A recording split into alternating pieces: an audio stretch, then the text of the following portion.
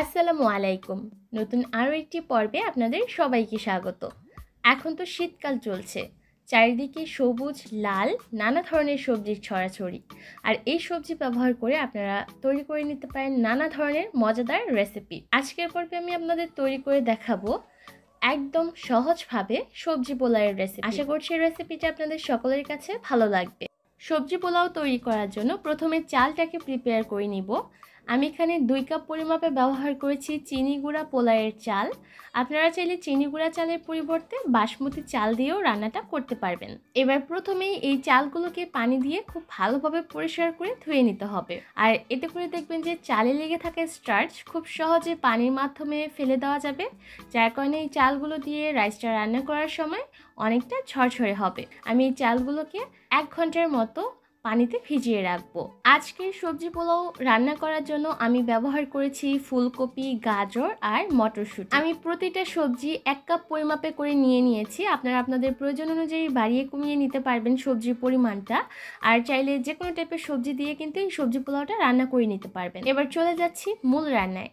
তার জন্য চুলায় একটা প্যান বসিয়ে দিয়েছি আর এর মধ্যে নিলাম 1 টেবিল চামচ ঘি আর 1/3 কাপ দিয়ে দিলাম রান্নার রেগুলার তেল। তেলটা গরম হয়ে এলে এর মধ্যে দিয়ে দিলাম 1/4 কাপ পেঁয়াজ কুচি। এবার পেঁয়াজগুলো একটু নেড়ে চেড়ে দিচ্ছি আর এর মধ্যে দিয়ে দিলাম একটা তেজপাতা, 3 টুকরা দারচিনি, 4টা এলাচ আর 3-4টার মতো লং দিয়েছি। এবার এই মশলাগুলোকে কিছুক্ষণের জন্য ভেজে নিচ্ছি। পেঁয়াজগুলোকে ততক্ষণ ভাজতে হবে যতক্ষণ না পর্যন্ত এর মধ্যে সুন্দর একটা লালচে বাদামি রং আসে। আর এর মধ্যে কিন্তু পেঁয়াজগুলো ভাজা হয়ে গেছে। এবার এর মধ্যে দিয়ে দিলাম আদা রসুন বাটা 1 চা চামচ। এবার আদা রসুন বাটাটাকেও একটু ভেজে নিচ্ছি যাতে করে এর কাঁচা গন্ধটা চলে যায়। এর মধ্যে সামান্য একটু পানি দিয়ে দিলাম যাতে পেঁয়াজগুলো পুড়ে না যায়। আর এই পর্যায়ে আমি চুলার আঁচ মিডিয়াম লো হিটে রেখেছি। এবার সব কিছুকে একসাথে ভালোভাবে নেড়েচেড়ে মিশিয়ে দিয়েছি আর এর মধ্যে দিয়ে দিলাম সামান্য একটু লবণ আর 1 চা চামচ দিয়েছি গরম মশলার গুঁড়া। টক দই দিয়ে দিয়েছি 2 টেবিল চামচ। এবার সব কিছুকে একসাথে মিশিয়ে নিয়েছি। এই পর্যায়ে লবণের পরিমাণটা একটু কম ব্যবহার করতে হবে, কারণ আমরা প্রথমে সবজিটাকে কষিয়ে নিব। তাই প্রথমে যদি লবণটা বেশি দিয়ে দেন তাহলে সবজিতে লবণের পরিমাণ বেশি হয়ে যেতে পারে। এর মধ্যে কিন্তু মশলাটা ভালোভাবে কষে গেছে। এবার এর মধ্যে আগে থেকে কেটে রাখা সবজিগুলো দিয়ে দিলাম। এবার চুলার আঁচ মিডিয়াম হিটে রেখে এই সবজিগুলোকে কিছুক্ষণের জন্য ভেজে নিচ্ছি।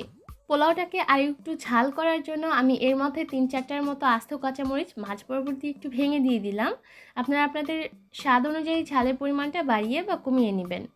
এবার সব কিছুকে একসাথে নেড়েচেড়ে মিশিয়ে দিলাম আর এই সবজিটাকে আরও 3 থেকে 4 মিনিটের মতো ভালোভাবে ভেজে নিচ্ছি। 3 থেকে 4 মিনিট ভেজে নেওয়ার পর এর মধ্যে আমি পানি ঝরিয়ে রাখা পোলাওয়ের চালগুলো দিয়ে দিলাম। এবার চুলার আঁচ মিডিয়াম হাই হিটে রেখে চালগুলোকে 3-4 মিনিটের মতো ভেজে নিচ্ছি। আর চালটা দেওয়া হলে অবশ্যই কিছুক্ষণের জন্য চালটাকে ভেজে নেবেন, এতে করে চালে যদি কোনো এক্সট্রা পানি থাকে সেটা শুকিয়ে যাবে আর পোলাওয়ের মধ্যে পানি বেশি হওয়ারও কোনো চান্স থাকবে না। 3-4 মিনিট যখন পোলাওয়ের চালটা ভাজা হয়ে যাবে তখন এর মধ্যে আমি দিয়ে দিলাম ফুটন্ত গরম পানি 4 কাপ।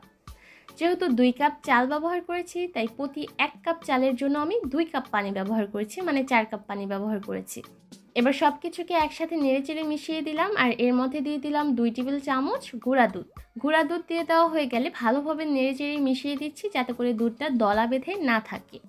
ভালোভাবে মিশিয়ে দেওয়া হয়ে গেলে এবার এর মধ্যে আরও কিছুটা লবণ দিয়ে দিলাম পোলাও চালের জন্য। যেহেতু আগের লবণটা আমরা সবজির জন্য ব্যবহার করেছি তাই এই পর্যায়ে পোলাওয়ের চাল অনুযায়ী লবণটা দিয়ে দিতে হবে। সব কিছুকে একসাথে নেড়েচেড়ে মিশিয়ে দিব আর অপেক্ষা করব চালের পানিটা পুরোপুরি টেনে আসা পর্যন্ত। আর এই পর্যায়ে আমি চুলার আঁচ একদম হাই হিটে রেখেছি। এরই মধ্যে কিন্তু চালের পানিটা পুরোপুরি টেনে গেছে। এবার এই চালগুলোকে আমি সমান করে বিছিয়ে দিব আর চুলার আঁচ একদম লো হিটে করে দিয়ে হাইটাকে একটা ঢাকনা দিয়ে ঢেকে পোলাওটাকে দমে রাখবো কমপক্ষে 20 মিনিটের মতো।